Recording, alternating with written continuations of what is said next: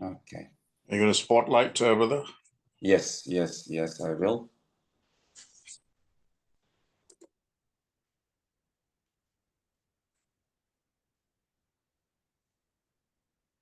Okay, so Sairam everyone. Thank you for joining. This is the first class on Kanakadhārā Stotram. And for that reason, I invited Pandit Vickneswaren to actually give us an introduction to that, so to speak, less famous work of art from Sri Adi Shankaracharya. It will be a series of 3 classes in total. And all the classes are going to happen on Sunday, this very time, so 3 p.m. Central European summertime. So start today and we will finish in 2 weeks from now. But without further ado, I would like to actually give the floor to Vickneshji. So we are very happy to have you. So please, if you can firstly introduce yourself and then bless us with your speech. Thank you very much. Harihi Om.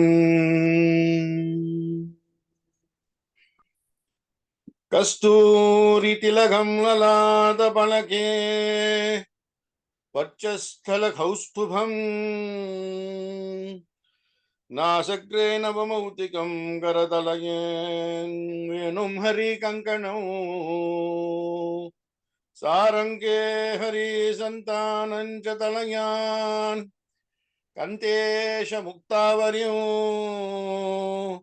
Gobastri Pariveshtitham Vijayathim Gopala Chudhamani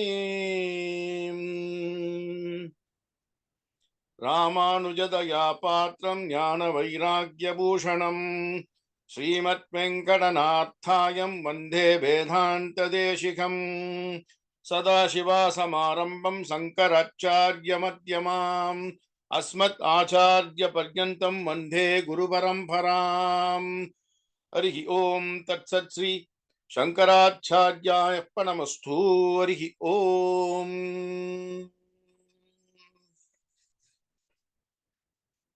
Om Kaddamena Prajabhutha Magi Sambhava Kaddama Sriyam Vasaye Me Kule Mataram Patmamalinim Apastritantu Sniktani Chikli Tapasame Grihe Nichadevim Mataram Sriyam Vasaye Me Kule Adram Yakkarinim Yastim Suvarnam Hema Malinim Suryam Hiranmayim Lakshmim Jatabeto Maavaha Atram Pushkaranim Pushtim Pingalam Patmamalinim Chandram Hiranmayim Lakshmim Jatabeto Maavaha Tam Maava Ajatabeto Lakshmim Manabagaminim Om Mahadevyai Vitmahe Vishnu Patni Dhimahe Tanho Lakshmi Prajodayat Harihi Om Tat Sat Sri Mahalevi Mahalakshmi Arpanamastu.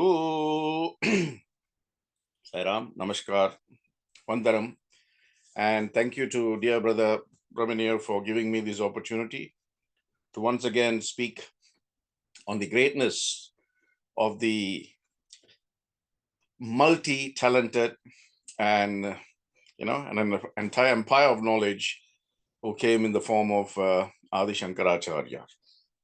So I think it's befitting for me to just spend about 2 or 3 minutes talking about Shankaracharya and then come into his work on Kanakadhārā Stotram.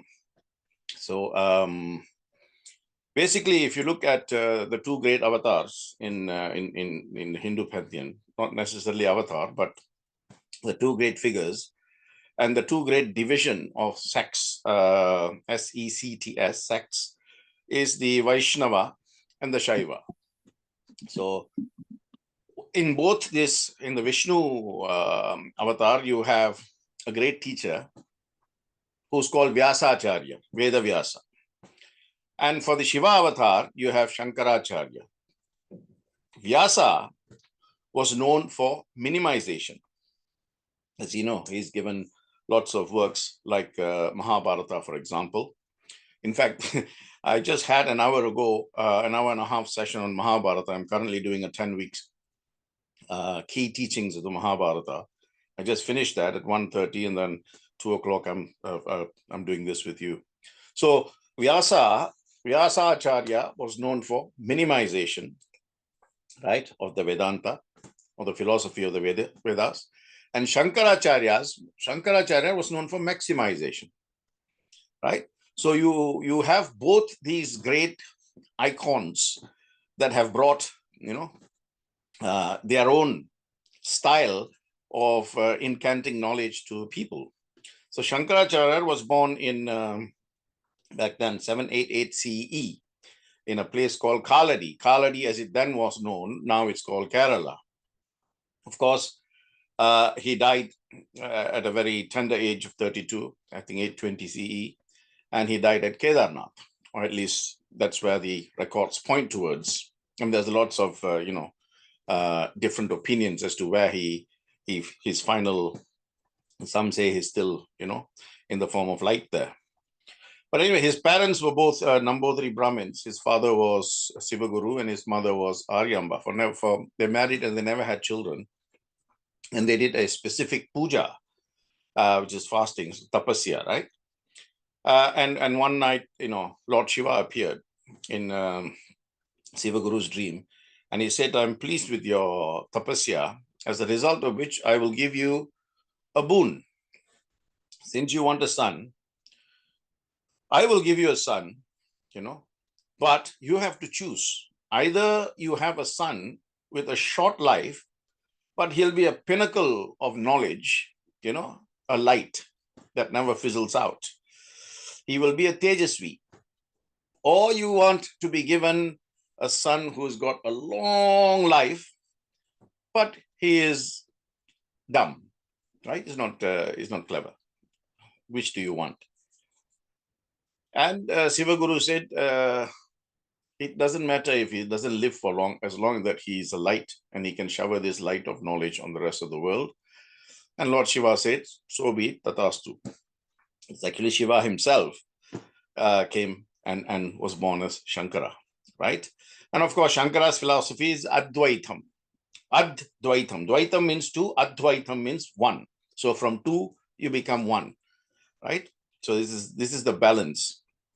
And of course, he had a guru. His guru was called Govinda Bhagavat Pāṭhaḥ. And of course, he has written so many wonderful works. One of my favorite is called Bhaja Govindam, a Brahma Bhashya, Upadesha Shahasri, so many different things. And a lot of stotras, like for example, the Ganga Stotra, the Vishnu Stotra, so many Shiva Stotras. All of that was written by one of the best ones, if you heard of it, is a Nirvana Shatakam. It's where Lord Shiva tested him and actually told him, it doesn't matter whether you're a great teacher or you are so knowledgeable, sometimes, ignorance or ajnana can come and block that jnana. Because, sometimes God will come and test you in different ways. Only when you're tested and that quality can be maintained, then you aspire into a higher levels of spirituality, right? So anyone who wants to go into the field of spirituality, please be prepared to be tested by the divine. This is called quality control, right? The more the quality through the control, the higher the value of the price of that product. So if you want to be close to God, there will be lots of tests done to make sure that you are fit enough to occupy that position, right? And this is the test, the trials and the tribulations that one has to go through in order to reach that space, right? So here we are looking at, Kanakadhārā Stotram. Of course, Shankara has got many magnificent works, right? This is just but one, right? But more importantly, as Brother Brahminir correctly said, 2 days ago, it was the birthday or the anniversary of the birth date of Sri Adi Shankara. And, he was quite central, quite pivotal, quite significant, quite distinct in setting up the 4 monasteries or mats or mathas, right? One each, the 4 cardinal points of India. So you've got Badrika Ashram, right? It is called Jyotirpītam in the north. Then you've got the Sharada Pītam in the west. Then you got the Govardhana Pītam in the east, and the Sringeri Sharada Pītam in Karnataka, and the Kanchi Kamakshi Pītam in Kanchipuram, right? So that's Shankara has got a reference called Eka Shrutidhara. Eka Shrutidhara basically means, Eka means one, Shruti means sound, Dhara means the ability to recall and remember, memorize. So he's Eka Shrutidhara. Once he listens to something or he reads something, automatically it sticks in his mind. So, you know, you coined the phrase camera, photographic memory, you know, camera visuals, those kind of things. Shankara was one of such magnificence, right? So let's take his life, right? At the age of 3, he lost his father. At the age of 5, he had his, you know, Upanayanam, initiation into studenthood. But by the age of 8, he had mastered the Chaturveda, the Rig Veda, Yajur Veda, Samaveda, and Atharvana Veda. He'd mastered it. And at the age of 12, he'd mastered it before he met his guru, right? And how he met his guru was, he had heard that this man was in was having a few students, was in this mountain. So he went there, and all his students were asleep. And the guru was having trouble writing something because the light was being, you know, blown by the. So Shankara, when he entered, he saw the guru like that. He went, he lit the candle, and he was holding it for so long until the morning. And when the guru looked up and said, I've not seen you before, who are you? And then he explained. And then the guru said, I have written something. Let me see if you can give me an interpretation of what you think it is. And he gave that to all the students the next day morning. And of course, he asked to explain the significance of the Jyoti, the light. When you light the divas, what is the significance of the Jyoti? So Shankara gave a fantastic capulation of that. And he said, I'm very happy to accept you as my Shishya. And this happened in a place called Omkareshwara. As you know, Omkareshwara is also an important point for Shivasthala. That means where a temple for Lord Shiva is. It's in Madhya Pradesh by one of the great rivers, the 7 holy rivers, the Shapta Tirtha. Shapta means 7, Tirtha means holy rivers, you know, Ganga, Yamuna, Godavari, Saraswati, Narmada, Sindhu, Kaveri. So this happened at the riverbanks of Narmada. Now, and then at the age of 16, he began his on-foot journey to set up all these Pidas. It's called the Bharat Varsha pilgrimage, you know, Bharat Varsha. Here, now, he wanted to take sannyasa. So now I'm going back, you know, around when he probably was about 8 or 9 years old. You know, he'd already learned everything. And, you know, sometimes when your mind is open at a channel where you can just absorb universal energies, either the mind is open or closed. You know, the mind is like a parachute. A parachute, no matter how expensive, is useless if it is closed. A parachute value is only realized when it's open. And it works. So anyway, he had mastered the 4 Vedas, and he wanted to take sannyasam, and his mother was not allowing it.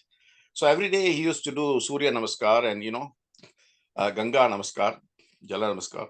And he used to say, help me with this. Of course, you know, Lord Shiva then, you know, spoke to Lord Vishnu. And one day when he was walking with his mother, he slipped and he fell into the river. A crocodile came and caught his leg. And at least at that point, he's shouting to his mother, at least now give me permission so I can take sannyasa. And if I'm going to go and live my life at this stage, if I'm going to die, let me die as a sannyasa, as a sannyasi. His mother said, okay, I give you permission. At the time she gave her permission, the crocodile left the grip and just swam away. And Shankara, of course, was safe. But of course, the mother had already given him permission to take sannyasa. Right now, Lord Shiva had asked Lord Vishnu to help. So Lord Vishnu came in the form of a crocodile, purely to necessitate, you know, the giving of the permission or the consent for Shankara to take on this. So now he is a proper sannyasi. Now, And sannyasis, of course, they cannot eat cooked food and all of that. They have to ask for bhiksham. Bhiksham means alms. Bhiksham dehi, bhiksham dehi. So every day he used to go out. Remember, he's only about 8.5, right? Not even 9 yet. So one day he was out and about, and he was asking for alms. 2-3 houses he went. They said they had nothing. And one house they went. There was this very old couple, husband and wife. So when he came and outside the house he was standing, he said, "Amma, bhiksham dehi, bhiksham dehi, bhiksham dehi." And the lady looked at, the old lady looked at the old man, and he said, just in those days, they didn't used to talk a lot, but just actions and just eye movements, there is fantastic communication. Nowadays, even if you're sitting in front of you, you cannot communicate because everybody's on their own little gadgets, So communication is a thing of the past.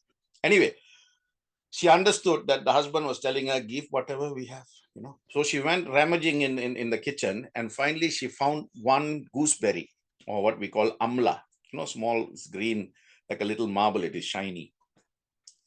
So she went and gave it to him.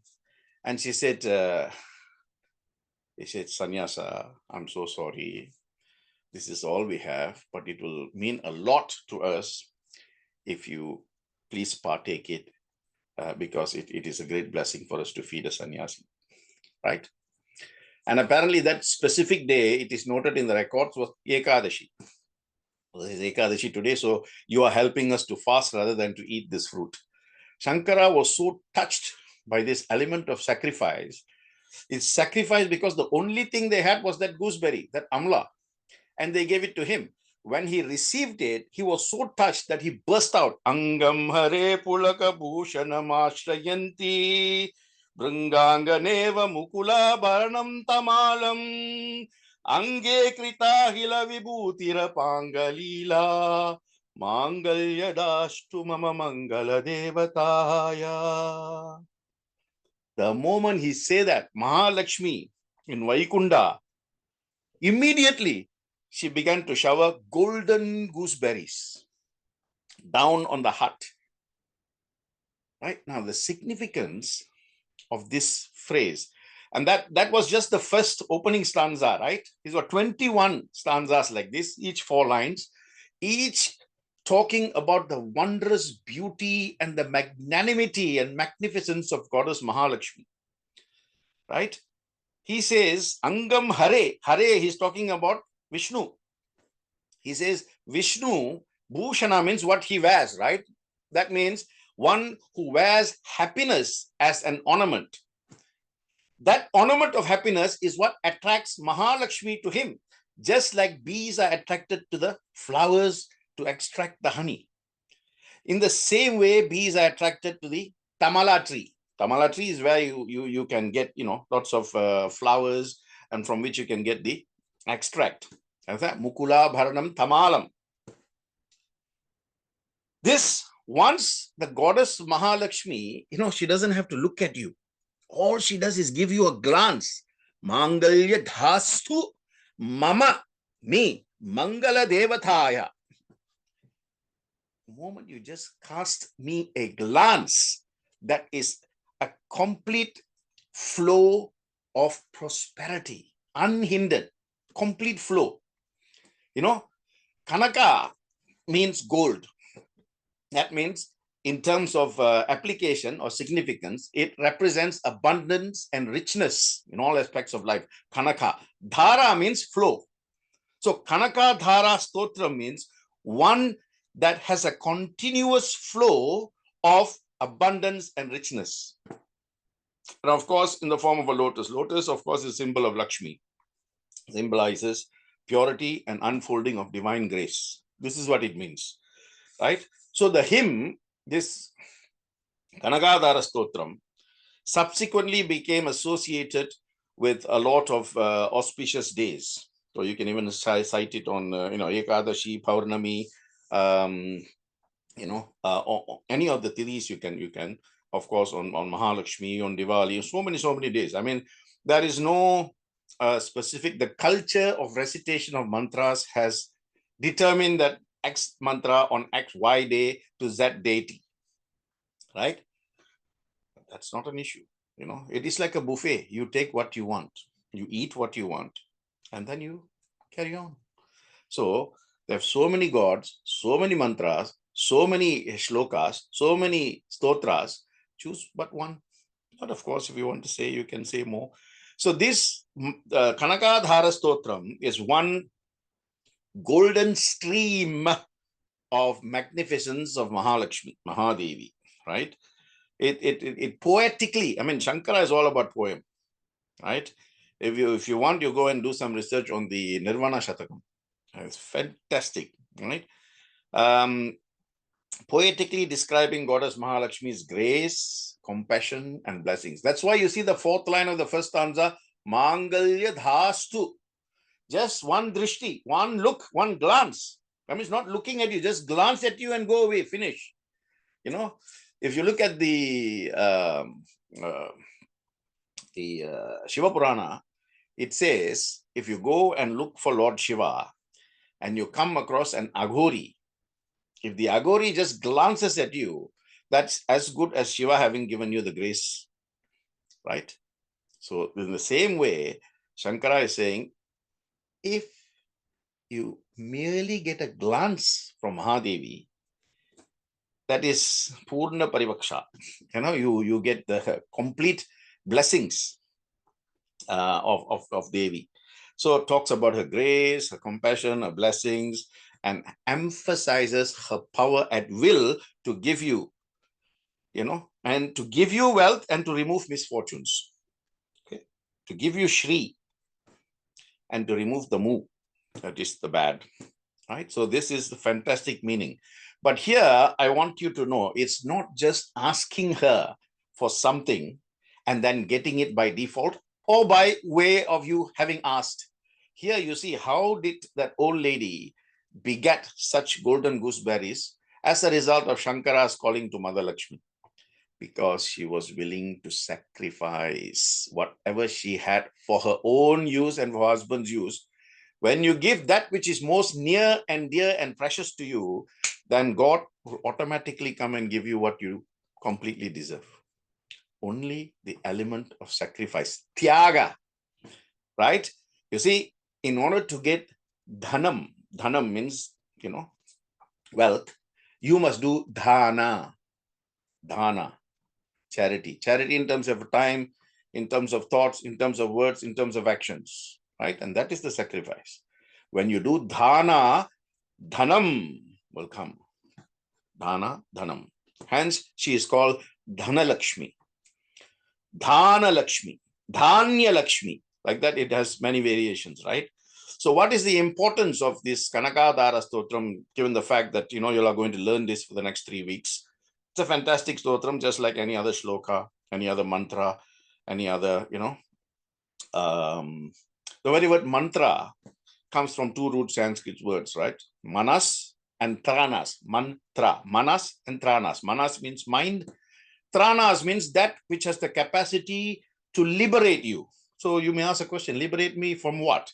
Liberate you from the bondage of cycle of life and death. This is Punarjanmaha, as Shankara said in Bhajagovindam, you know, Punarapi Jananam, Punarapi Maranam, Punarapi Janani, Jatare Shayanam, Iha Samsare, Bhautustare, Kripaya Pare, Pahi Murare, Bhajagovindam, Bhajagovindam. So completely life is a cycle of birth and death, birth and death, birth and death. The moment I am already ingested in my mother's womb, that time itself trouble begins. Punarjanmaha, the problems start. Therefore, let me surrender.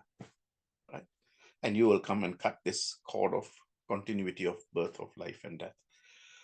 So the importance of saying any mantra has got its own significance. But with regards, specific regards to Kanakadhāra Stotram, as I already told you, what is the meaning? Kanakadhāra Stotram, right? There is material prosperity. But remember, right, at the back of all this, the rider to all of this is the element of the sacrifice. No sacrifice, no matter what you ask, you're not going to get. Just asking, you can't get. You have to show. You have to be appraised by virtue of that gift of sacrifice, then you'll get it. So material prosperity, spiritual upliftment. That means from one level of awareness to the next level of awareness, you are going from consciousness to consciousness to consciousness. So from a physical level to a mental level, from mental level to a mind level, from a mind level to the universal level. And this is upliftment. And the other one is Vicknahara. That means removal of obstacles. So in life today, we find many people can't do many things because of financial constraints. And of course, you have karmic hurdles as well. So citing, reciting, chanting this Kanakadhārā Stotram will remove the obstacles and clear the path for you to venture into spirituality. And when you venture into spirituality, the end result is divine connection. That is strengthening the bond between you and the divine source. I say source because everything comes to us as an energy, right? At the Nidguna level, Nidguna Brahman, there is no form. But because people have difficulty in associating with the concept of the formless, the minds behind the grandness of Hinduism has given us Satguna Brahma, is gods with form. So you have Brahma, creator, Vishnu, sustainer, Shiva, destroyer. That Shiva has a Shakti, Vishnu has a Shakti, and Brahma has a Shakti, Saraswati, Lakshmi, and of course, so you have mother and father, Shiva and Shakti. Likewise, if you break the atom, you got protons and neurons. Like that, everything has got dark, bright, day, night, good, bad, right, wrong. That is Shiva Shakti, right? So when you open your spiritual channels and by chanting and chanting and chanting and chanting, you become more close to that divine connection. Then at one point of time, there will be a merging, You see, when you meditate, you put your mudra like this, isn't it? This is called the Jnana Mudra, right? That means your pointing finger, index finger is actually if I can show you like this, it is submitting itself. This is Jivatma, it's Paramatma. Your thumb is the Paramatma, your index finger is the Jivatma. The Jivatma is submitting to the Paramatma by ensuring that the three gunas, Rajasic guna, Tamasic guna, and Sattvic guna are completely in alignment so that one can exercise restraint over the other. That is when you are in a state of readiness to meditate.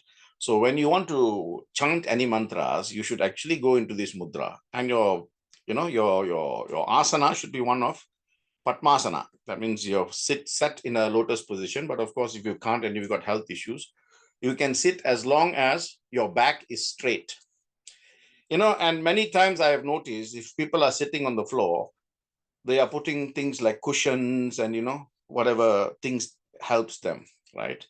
If you want to align your chakras and you want to get mantric energy that improves your siddhic powers, you have to sit directly on the ground.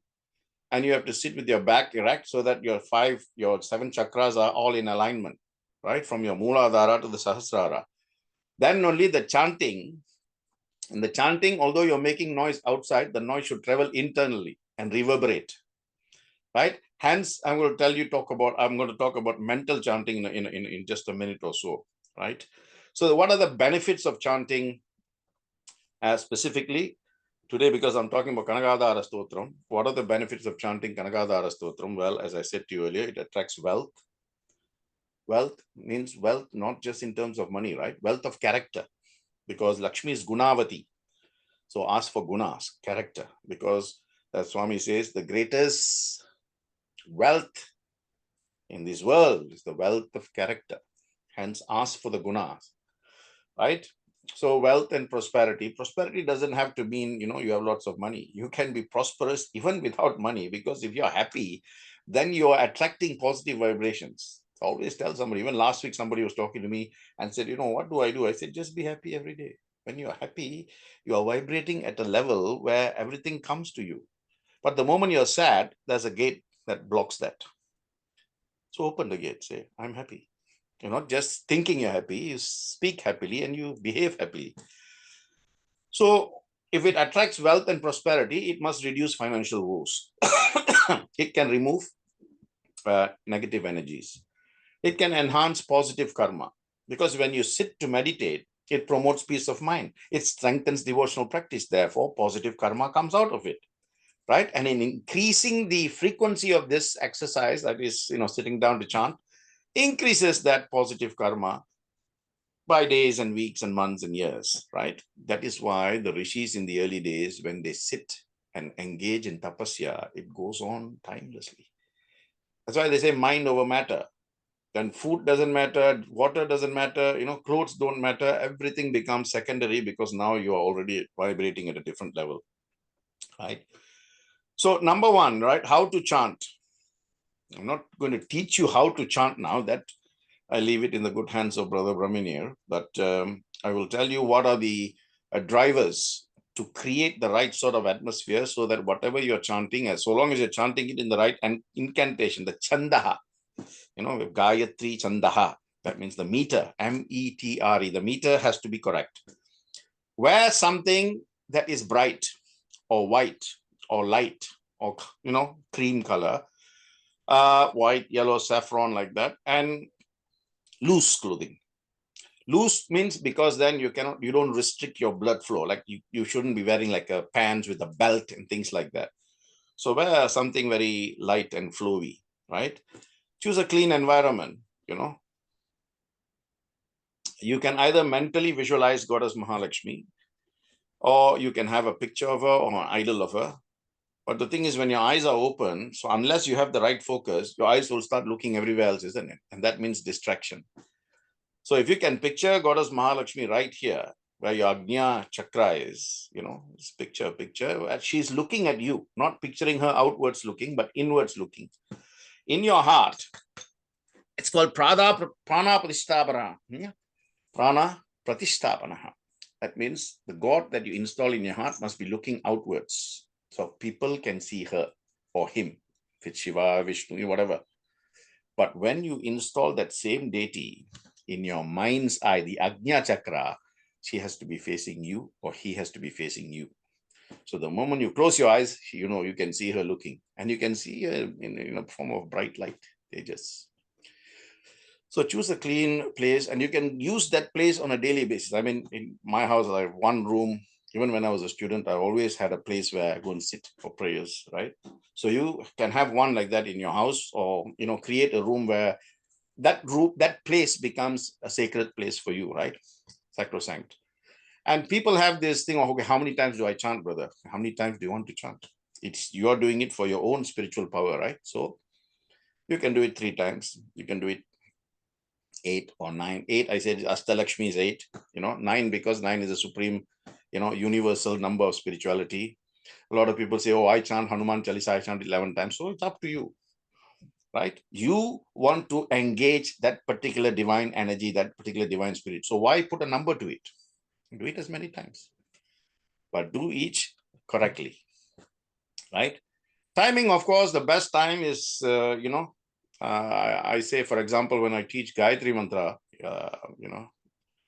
I said the best time to do it is at 3 times, when the sun is rising, when the sun is at axis, and when the sun set. That means sun rising means, 4 to 8. Brahma Muhurta is good. Sun at its axis means 12 in the noon, and sun setting means, in the evening, again, 4 to 8. 4 to 8 in the morning and 4 to 8 in the evening is Sattvic Muhurta, right? Anything you can do in this time period, you don't have to worry about the tithi, is it good time, bad time, this karana, this yoga, this all that. You don't have to worry. 4 to 8 in the morning, 4 to 8 in the evening. Saraswati Katakshara. So she's fully in control, right? Then morning 8 to evening 4 is Rajasic. This is when everybody, does their normal work and everything, 8 to 4. And then from 8 in the evening, right till 4 in the morning is Tamasic, where we sleep and, we don't do any formal work and things like that. But it's good to have a bath, cleanse yourself. Deha Shuddhi. Deha Shuddhi gives you Manas Shuddhi. Manas Shuddhi gives you Buddhi Shuddhi, right? That means clean body, clean mind, clean intellect, like that. But of course, if you're vibrating at a very high level of, meditative Shuddhi, then it's different, right? So mental chanting, you can do anytime, anywhere, right? And I'll tell you, after some time, right, you become so good at it, you can even close your eyes. Like I have tried and tested these. So when I get into the train in London, I have about 1 hour, sometimes 50 minutes, depending on where I'm going, right? So the moment I close my eyes and I start chanting. mentally. And that's so loud that you can hear it reverberating inside you, right? Your eyes are closed, but then when you open, the train is pulling into your station. Okay, so that requires a lot of practice, and you can do that. I mean, anybody can achieve that state so long as they are committed and they are resilient and they persevere in that, right? And when you do more and more, this is called para level of chanting, right? Para level of chanting, 4 levels of chanting, right? The most common one is the Vaikari, where you say Om Bhur Bhuvat Swaha Tat Savit. That is Vaikari, right? Then you go to the next stage, Madhyamam. But the last stage is where you don't say it at all. Your mind is shouting it out loud and you can hear it. That is the most powerful one. And if you say it once at the Vaikari stage and you say it, with a mental picture, it is 108 times more. And then you say it with a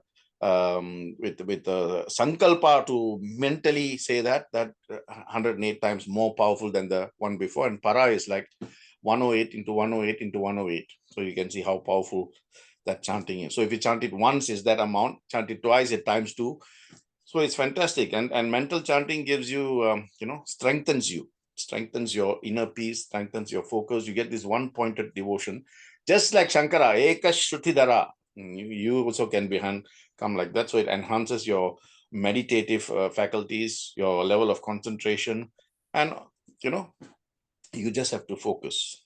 And after some time, you will see something that is not even there. So initially you put a picture, you put an idol there, or you use a rosary, rosary. Again, there is a specific method of using the rosary or the japamala.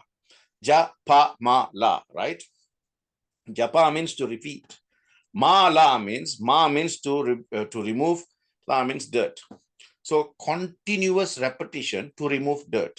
So what does that mean? Japamala. So when you repeat the mantra continuously, it removes the dirt of negative thoughts, negative words, negative actions. That is the purpose of using the japamala.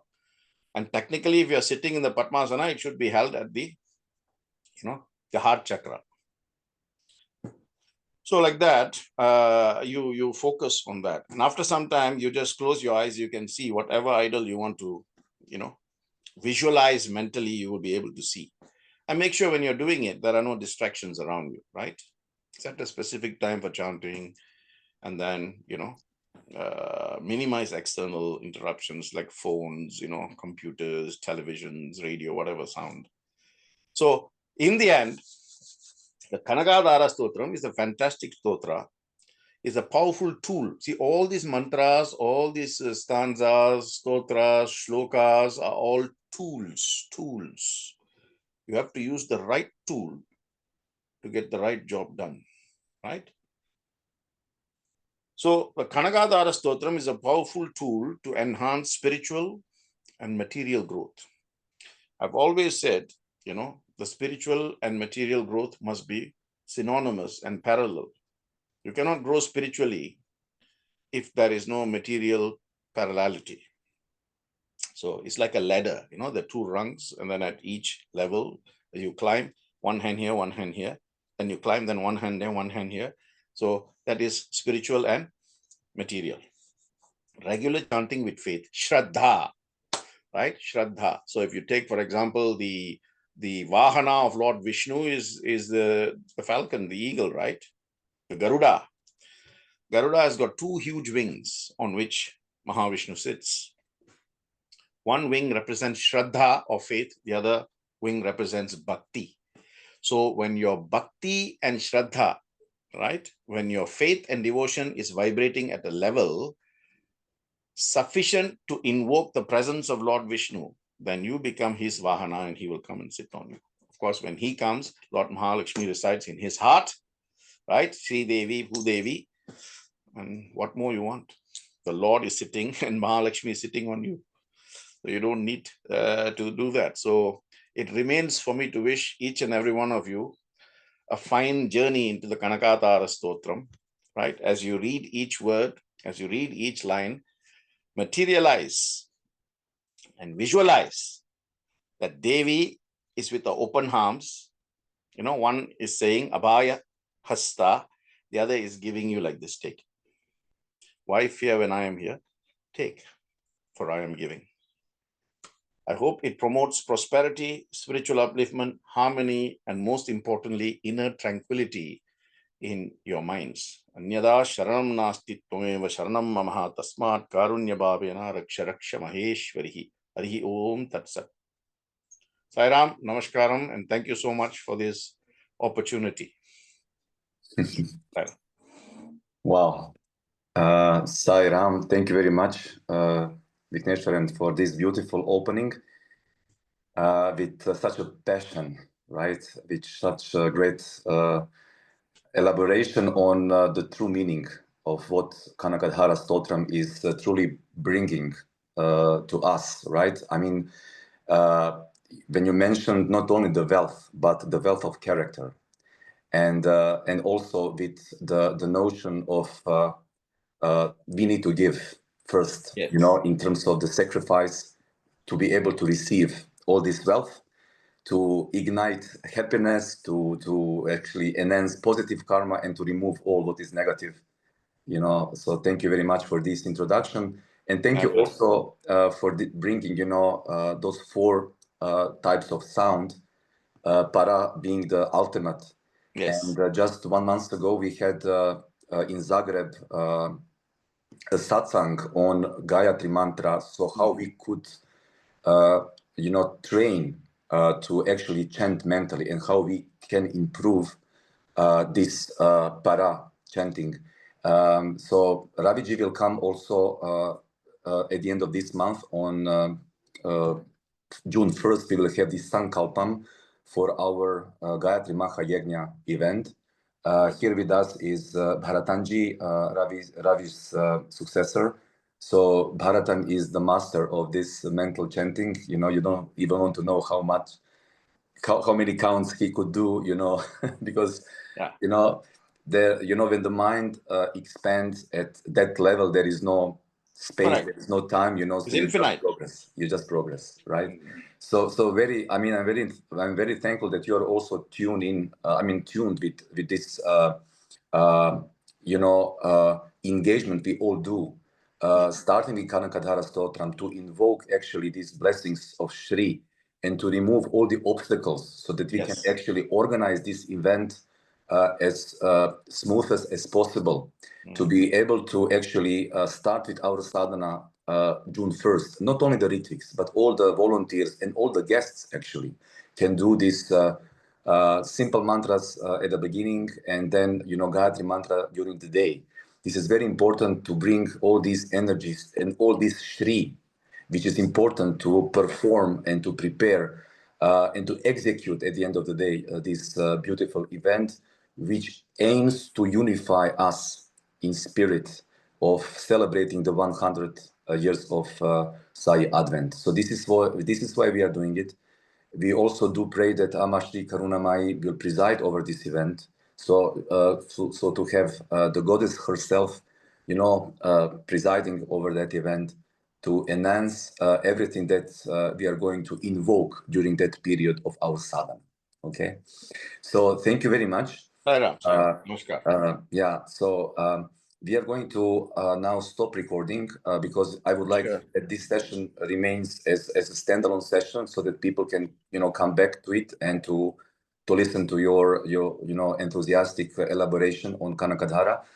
And actually, we are now going to start with the class. I will do it with Shanta. And you rightly said, Vickneshji, so we have, so those are four lines forming one stanza and consisting on two padas. So we will actually break it through line by line, and then connect the padas, and then connect the stanza.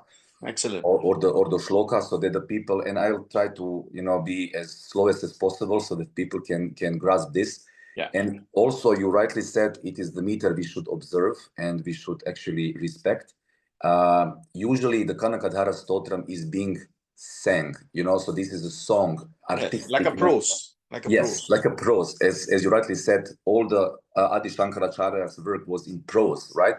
But what we are going to do this time, because we are the chanters, or we like to call ourselves, you know, chanters. So we are going to actually chant it, not sing it, but chant it. We know the meter. There are 6 different types of meters in Kanakadhārā Stotram. We put also artificial svara markings, to that different types of meters, so that it can actually facilitate our adoption of each meter. And actually, the very well known is Vasanta Tilaka meter. We know that meter from chapter 4 of Devī Māhātmyam. So 11 stanzas or shlokas are done in that meter, and then the rest of 4 are coming in the second half of Kanakadhārā, consisting of 22 shlokas in total. So thank you very much once again. I am now stopping this. I'm sure we'll be in touch anyway, so we'll talk soon. You can stay a bit because I'm just, stop recording and then I'm re-engaging the recording for the first class. Okay. Okay. Okay. So thank you very much.